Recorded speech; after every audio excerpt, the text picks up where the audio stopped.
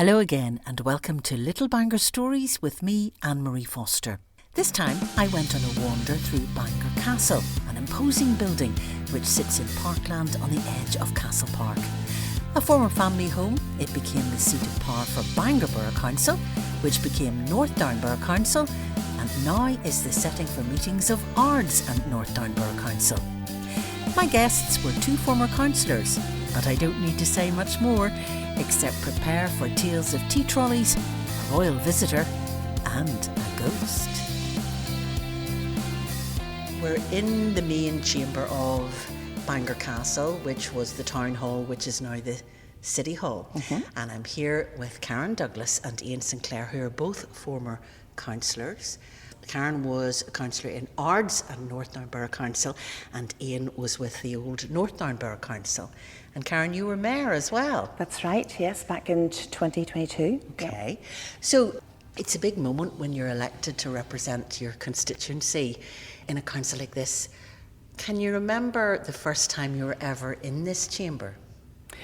Yes, I had come in during the summertime, so I remember just coming to my first council meeting and just the whole grandeur of the council chamber and the formality of it. And it was really nice. We had a pre-meeting, so you got to meet the other councillors from other parties. We had to feel very welcome, and then we all came in. The formality of the meeting started when the mayor was brought in with the chief executive, and everybody had to stand. And it was really quite a moment. It really was. What was it like for you, Ian? When was the first time you were here? Was it when you became a councillor? Were you familiar with the building? I'd come to 2 or 3 meetings before I stood for election because I wanted just to get a feel for what went on at the meetings and the format of the meetings. And then, of course, the count was held in this room. Well, held between here and the Craig room next door. That's the election count. That was the election count for the local elections back in 1985. So I'd had those few visits to the building. I think if I'd just come in and hadn't attended a meeting or been in the building before, it would have been quite daunting because it's such a beautiful, big, old room, little bit like a church. It is, isn't it? Yes, you know, the stained glass windows behind where the mayor was sitting, wood-panelled walls, a high vaulted wooden ceiling.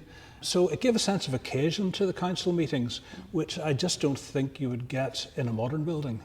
No, definitely not. And those stained glass windows are 2 stories high, wouldn't you say? They're absolutely huge. Yeah. And all the beautiful wooden panelling. Was this once a music room? I believe it was, yes. And I believe that at the back of the chamber, where there are some not so elaborate stained glass windows, that was a little balcony where the musicians would have played. Well, that's sweet. I think maybe they should have kept that for the council meetings. What do you think? Yes. So whenever you came in for your first council meeting, we're standing here and the chairs are laid out. There's obviously just been a wedding with some lovely flowers and a table. But it wasn't like that, Karen, whenever you came in for council meetings. Describe what the room was like. Yep, so just in front of the stained glass window, then you have the large desk, and that's where the chief executive and the mayor would sit. And then just around the room in a U shape were just wooden benches where all of the 40 councillors and aldermen would sit then. And then at the very rear, there was space made available as a public gallery. So, you know, public could come in and watch proceedings that weren't deemed to be in committee. So it was very formal, and there was a certain lineup that the party that had the greatest numbers would sit on one side and so forth. And it was really interesting to see those debates across the chamber. Quite often we agreed on things, and other times then there were good, lively debates as well, which is what democracy is all about. Absolutely. Ian, do you remember the big old desks? There would have been fewer than 40 councillors when you were elected. There were, yes. Yeah. Well, of course, if you go back a little further, this was Bangor Borough Council. Became North Down Borough Council in 1973 when it took over the Hollywood area and maybe a few other areas around Bangor. The council was originally made up of 20 members. And at the 1985 election when I came in, the numbers were expanded to 24.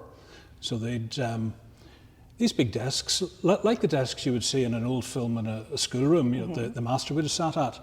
So we each had one of those desks, and of course there were 4 new ones then for extra councillors. And then I think it was 8 years later, there was a 25th councillor added and a slight redrawing of boundaries. So they had to buy an extra desk, but it was late arriving, so the last member elected had to sit at a little card table that was set in amongst the others.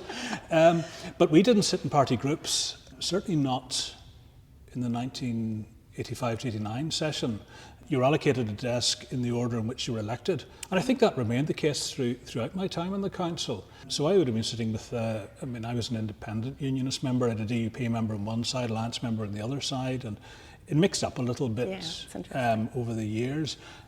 So that meant you got the opportunity to speak to other councillors, and people maybe got the notion that you're always at loggerheads with everyone else.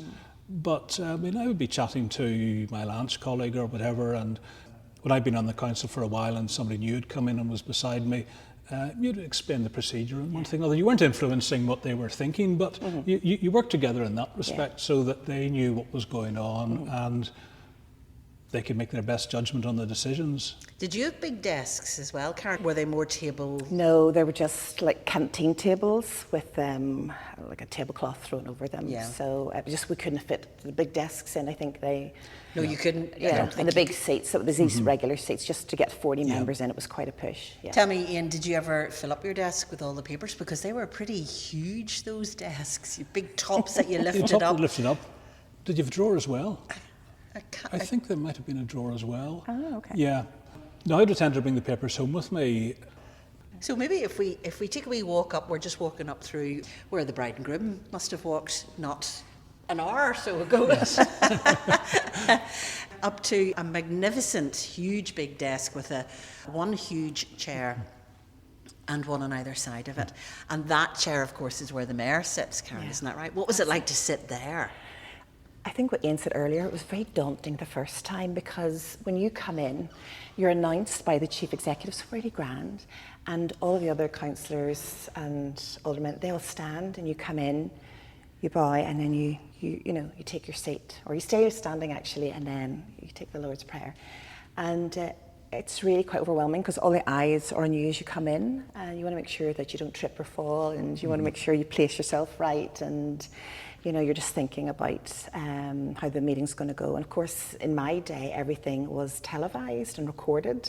So you're very much aware that, maybe people at home are watching and whatever, and you want to make sure you present and represent your constituency well, the public. You said that all eyes are on you now. If we turn around and look back towards the main body of the chamber, to the left and to the right are magnificent portraits of, I presume they must have been the Ward family. Anyway, No, what have you spotted? That's Philip of Spain, Philip II of Spain. Who else have we got? Former town clerk, Mr. James Milliken, Emperor Charles V with his dog. So bit of a mixture down Bit of the a mixture, sides, and then down at the very back are 1, 2, 3, 4, 5, 7, some portraits and some photographs of former mayors. But Karen, I don't see your picture up there. Wait, I wonder when they stopped that. Well, they weren't the former mayors, sorry for interrupting. They were councillors who were made freemen of the borough. Oh, I'm so glad you came along. I never knew that. Do you remember any of them, Ian? I do, yes. There's Bruce Mulligan and George Green, who are both on the council during my time here, both long-serving members. The others, their names I knew. There's a former Alderman Bailey. Well, his son, Bill Bailey, was on the council with me. So when you're sitting up there as mayor, Karen, then you have Philip II of Spain, you have Charles V, and various other predecessors all looking down and making sure that you're doing a good job. No pressure, Anne-Marie. No pressure. Now, as we said, the room's laid out for, obviously, there must have just been some kind of wedding ceremony. That's a big part of the sort of town hall business, if you want to call it that. There must have been hundreds of thousands of people over the years who have come into this room as the bride and groom or as guests to weddings. It really is a spectacular setting for such a big occasion, isn't it? Stunning, absolutely stunning. And just even out in the front, you know, people like to have their photographs taken on the grounds, just the whole building, you know, it's just really historic and it's really just beautiful. It's a very special place. It's also used a lot, for example, during the Aspects Literature Festival, and the acoustics are very good for speakers and events like that. That's right, and the council also runs evenings in the chamber where a different folk group or musicians come along, and it's lovely. I mean, I remember the Bangor Ladies Choir hosting their concert here in aid of my mayoral charities, and the room was absolutely packed and the sounds were beautiful. Honestly, I just love them anyway, but just the sound was beautiful and I think everybody really was so enthused with it. So it really just lends itself to those sorts of atmospheric events. Do you have any good memories of being in the chamber, Ian? Good memories and at times bad memories. Well, apart from the cut and thrust of political debate. From that point of view. What about the tea? Oh yes, yeah. Well, I mean, during the meetings, the trolley came in with your tea and coffee or Karen's buns or scones or whatever. Here. Yes, every night. So that came around. You took a break and you had your cup of tea. A chance to get up and have a chat with other councillors as well during that. Yeah. Yes, that was always a nice part of the evening. And then sometimes we did adjourn to the mayor's parlour after the meeting if it hadn't gone on too long. And again, you'd an informal chat with everybody and, you know, mixed groups, you know, no party politics once you went in.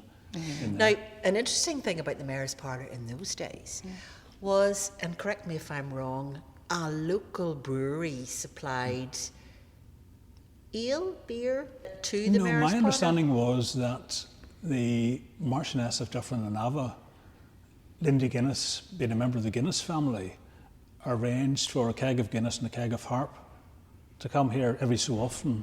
I don't know how frequently, but certainly there was a regular supply of it.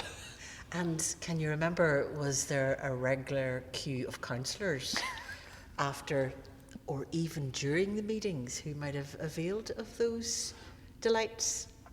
Oh no, not during the meetings, no. It was just if the mayor invited you in after the meeting.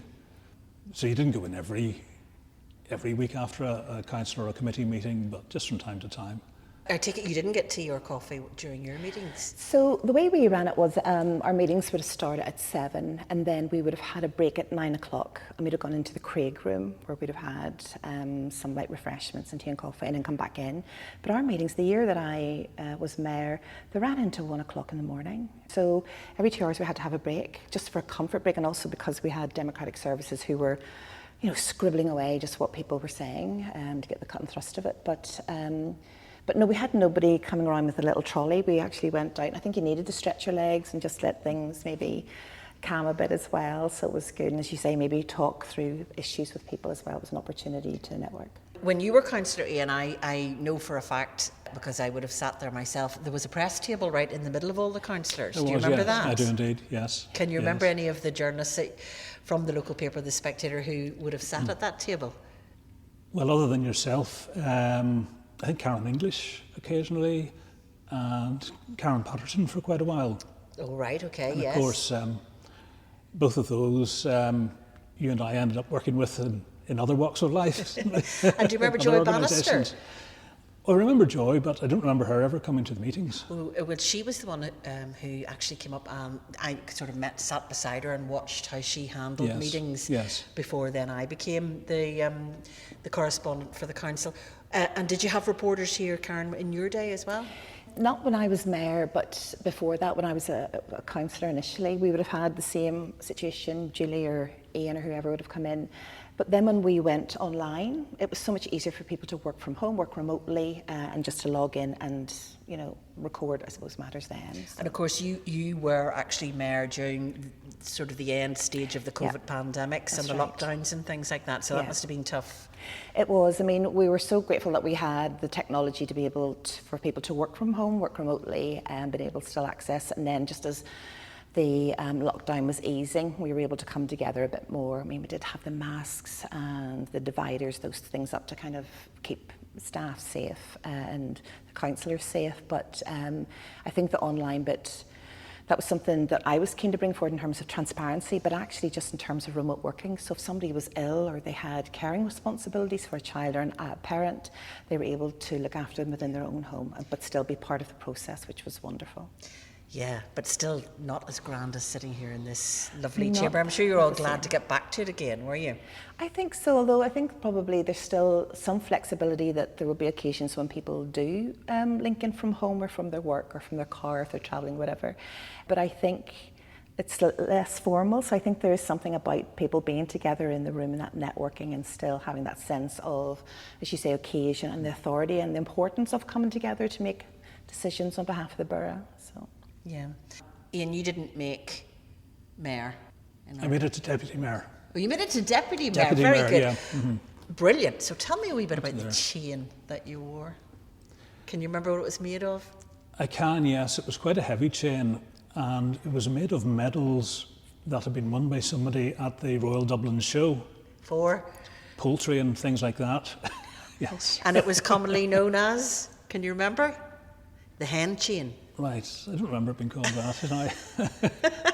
But it was quite a heavy thing, and I remember if I leapt forward that the whole thing fell forward, so I had it adjusted for the time I was using it, but the medals were then put back in at the back, that I wonder slipping. who thought it was such a good idea. Or, you know, was somebody just looking to very early recycling? Somebody I know won all these medals for chickens at the Royal Dublin Show. Yeah. What can we do with them? I know we'll make a chain. Yeah, I don't know when it was made. The medallion at the bottom of it was the one from the old Bangor Borough Council, which I see is still on the back of the mayor's chair, although quite worn. Oh, yes. Whereas the chain that the mayor wore had the more modern North Down Borough Council coat of arms on it. But I don't know again, was the actual chain made from North Down Borough Council, or was it the old Bangor Borough Council chain? Before we get on to that, is that St Congal, or who is that represented in that picture? Has anybody any idea? Yeah, I think it's in Congal. You think it's St Congal? Yes. And then, Karen, when you were mayor, what fine piece of jewellery did you have? Well, we had the beautiful the gold roses, which again were the roses, like medals, and had all been joined, and on the back of them had the inscription of some of the previous mayors, and it was some weight to it. That's what you were saying, Ian. Yes, Yes, yes. they're heavy. Really? But your chain would have been the Ardsborough Council chain. And then obviously had the new coat of arms for the Ards and North Down. But I remember wearing it and being very mindful of, as you say, standing up straight to try and hold it. And try to, you know, because it used to pluck into your dresses and whatever, there were the wee pins. So you tried to hold it, because if you had to lean over, God forbid you had to lean over to sign something, it would just fall down. So you're trying to walk like this, you know, shoulders back to hold it. But I remember meeting with the Royal Navy down in Bangor Harbour, and had a chance to go out on HMS Raider. And the chief executive wasn't coming out with me at that stage. I don't think he had sea legs. And he said, no. He said to the commander, if the mayor falls in, remember to grab the chain. And I thought, how dare you? I think he was probably serious. But both mayor and chain were quite fine and made it back to dry land. But it really was so heavy. And I remember whenever, you probably did the same, you know, whenever people came in, your guest came in to see you and you were hosting events, particularly the children, they loved an opportunity to wear it and have their photographs wearing the chain, because this is something really significant. You know, they could be mayor for the day or for the hour or whatever it was. So it's very symbolic, and people love to see the mayor, no matter who the mayor is. It's the office, it's the chain, it's all of it, isn't it? Well, it's a lot better than just a name badge or something like that, isn't it? Yes, People really definitely. recognise it They whenever do. you're out and about. Yeah. And it gave the office of mayor a status when you're out and about. Not maybe necessarily the person, but certainly the office, and people recognised that. Yeah. Yeah. We'll maybe sneak out into the corridor and have just a wee quick peek at some of the photographs that we have out here. So we're going into a gorgeous, a lovely light-filled corridor. And this is a special place, Karen, isn't it? Because what do we have down at the end of the corridor here? Well, we have the mayor's parlour just here at the end, Okay. which is a fabulous place, because you as a mayor get to decorate it in whatever, you know, paintings or other arts and crafts. You get to go into the the basement and go through all of the fineries. I went down with, it was Emily from the arts department, and we were going through all the different things. So when I was mayor, I had everything up that was to do with Bangor, just to really show the best of all beautiful paintings. So it's a lovely space, and I have to say, when you're hosting a lunch or a dinner for organisations or parties or families, it's such a special place. They really feel it. Again, the whole history of it, you know, that they're being wined and dined in the mayor's parlour. So it's definitely a very special place. And then down this beautifully decorated corridor are dozens of photographs of, this time I'm right, they are former mayors. They are indeed, yes, yes. And we're going backwards here down to the early 90s? 70s there. 70s? Yeah, so Jack Preston, who was the first mayor of Northdown back in 1973. Are you here, Karen? No, they haven't put the more modern ones. I think they were running out of wall, and they haven't at this stage. Yeah, we've just got up to about 2014, 2015 down here. Yeah.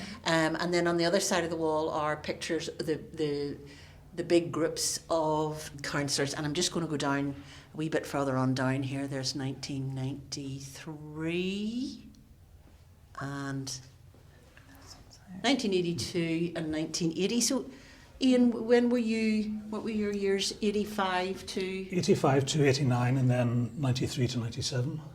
Okay, here we are, 1994. And there you are. Yes. Changed a bit.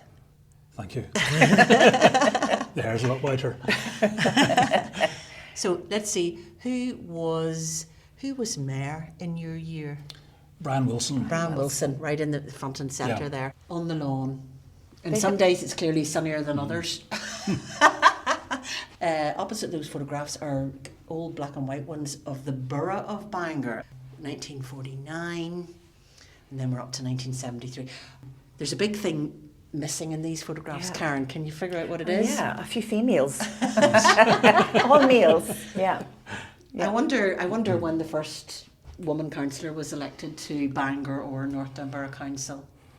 Well, I believe that would have been my predecessor in the council, the late Mary O'Fee, Okay.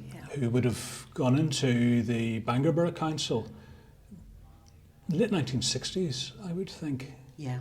And then she went on to become she became the first mayor, female mayor. She did, yes. She served 2 years as mayor.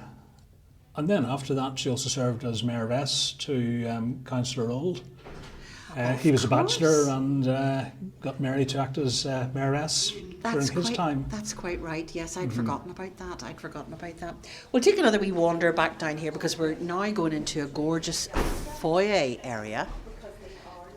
And I just wanted to stop at this, Karen. Do you know what this is? It's a little brass receptacle. Yes, it looks as if it's for cigarettes. It was for cigarettes. And I can certainly say that during council meetings, some councillors did come out here and they would stand and lean against the door, smoke their cigarettes or their cigars. Did you? I'm going to cut that out. Or their cigar. And keep an eye on, peek in through the window, keeping an eye on what was going on and have a quick cigarette here. You weren't allowed to actually smoke in the chamber, but that's what they were. I'm surprised they're still here. I'm surprised that's they're amazing. Still there. Yeah. Well, Historic object now. And then just over across here, we have a gorgeous big landscape painting of the town hall, and it's painted by a local man, Gary Devon. Yes. Who I think did a lot of those kind of paintings in the 1980s. He did, yes. And I was at school with Gary. Oh, right, okay. A long time ago. There you go. Yes. And actually, do you think it's changed much since this picture? No, not really. They still have the flower beds and there are planters outside, but overall the whole building really hasn't changed very much. Just here, we have the disability access here, and then we have a bike rack here now for people. Yeah, but otherwise the character's still there.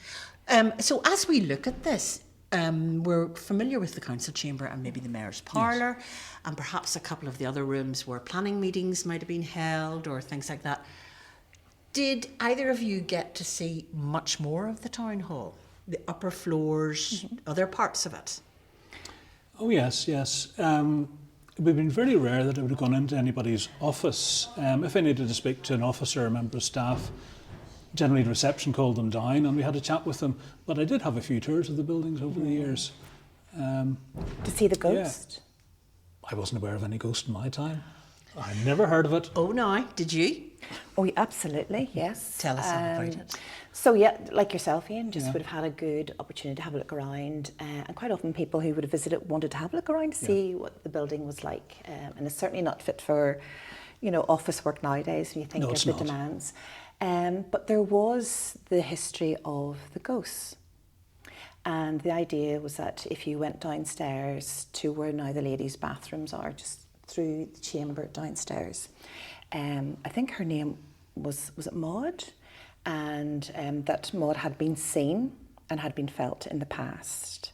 And one of the previous caretakers, I think he had a bit of a scare one night. Now, I don't believe he had partaken of any wine or anything like that, but I think there was a bit of a scare and he had heard footsteps and that such like. There is a picture here where there is an image in the background, and it looks like it's an image of the ghost.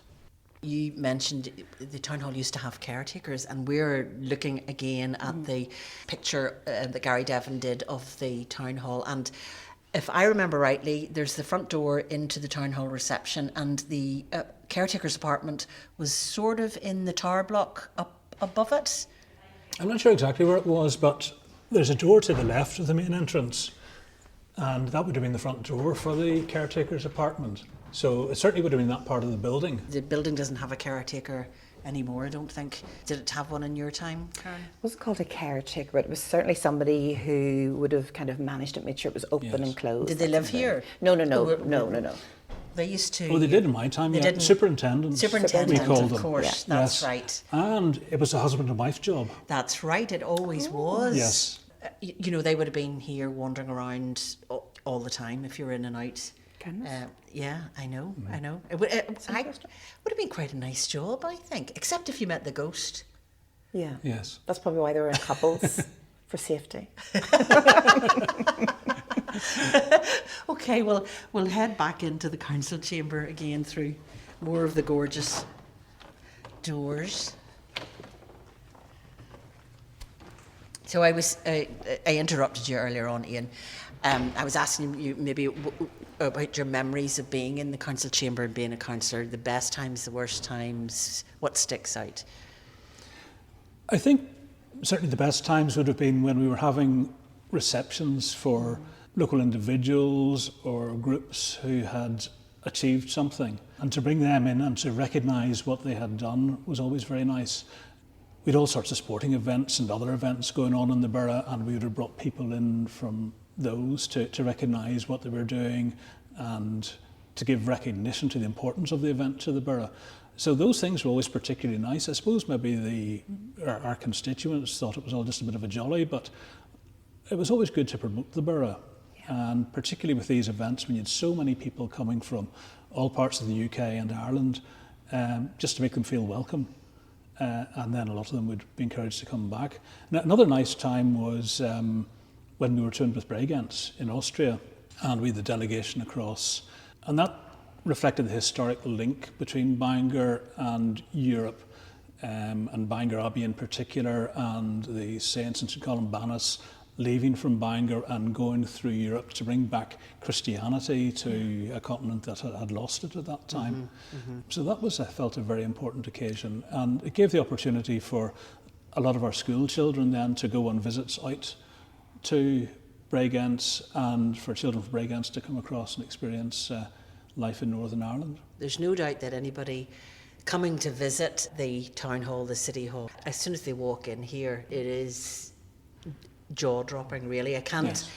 No harm to our neighbours in Newtownards, but they don't have anything like this. They don't. And even, well, I don't know, even the City Hall in Belfast, it's very, very grand, but it's just, you walk into this room, and it's big, but it's not too big, and it has the stained glass windows, and it's just a perfect little council chamber. And of course, really. It's homely because it was a home. Yes, well, that's very true. As well.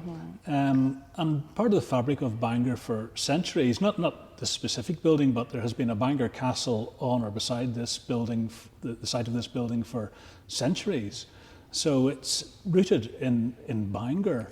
And of course, what we were doing here impacted on so many people's lives in Bangor, whether it was council decisions, whether it was the weddings you mentioned earlier, happy occasions like registering a child's birth, sad occasions coming and registering a death. So it will have memories for so many people in Bangor and beyond. Absolutely. Karen, what about your best memories of the council chamber? Oh goodness, so many. I think, well, obviously I have to say that whenever Princess Royal visited to confer the city status in Bangor was fairly special that day. We had the children from Bangor Central Integrated singing, greeting Princess Royal as she came in.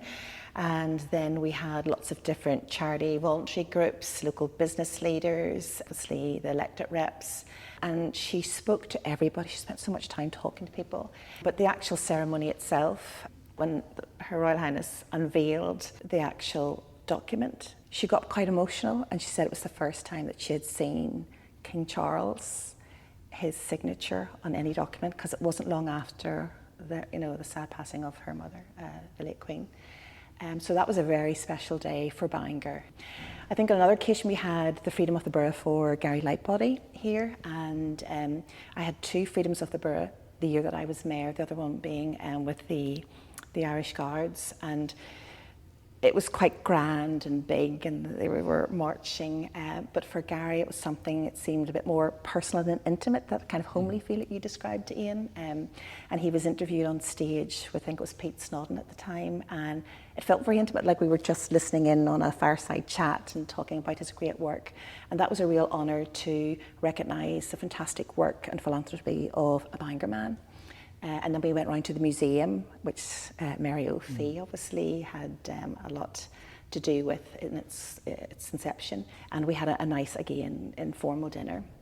But going back to what Ian was saying, I think volunteers and people in the community who do so much great work and don't get that recognition. So we had Canine Search and Rescue. So the first time we had lots of dogs. And what I loved about the guys, Ryan and his team, were that they had rescued dogs who then became rescuers. So they were out finding other people who had gone missing, whatever. And just all the volunteers and families and school children who we host, just seeing their faces and them having that real sense of this is a special day for them. It's just so wonderful to be part of that, you know. In such a special place. It's such a special place, it really is. You just get that feel about it when you come in. It's just lovely, it really is. Karen and Ian were such good companions. Many thanks to them for sharing their memories of Bangor Castle. You can see lots of photographs to accompany our conversation on the website littlebangorstories.co.uk. So please visit. And if you have a tale you'd like to tell, you can contact us there too. And if you enjoyed this episode, you know what to do. Please like and share. Thanks for listening. Until the next time.